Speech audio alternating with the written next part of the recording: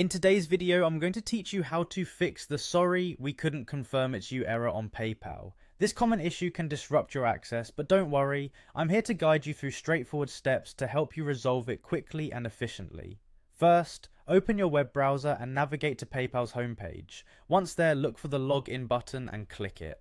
This step is pretty simple, but it's always important to make sure you're on the official PayPal site to keep your account secure.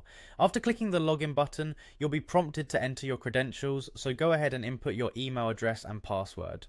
Once you've done that, click login again to try to access your account. Now, if you encounter the message, "We couldn't confirm it's you," it's usually a security measure prompted by PayPal to protect your account.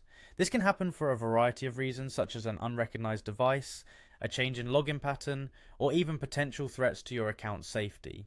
Don't worry, there are several actions you can take to fix this issue. Start by resetting your password. On the PayPal login page, you'll see a "Forgot Password" option. Click on that link to initiate the password reset process.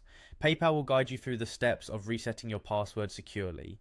Remember to choose a strong password that you haven't used before to enhance your account's security. After resetting your password, you'll need to verify your identity.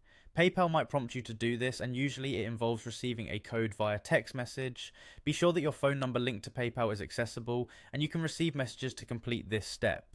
Next, once logged in, head to your profile settings. Take some time to review all your account information to ensure everything is accurate and up to date, especially your email address and phone number. Any discrepancies here could be a potential reason for the security check. If these steps don't resolve the issue and you still face trouble logging in, it might be time to get in touch with PayPal support.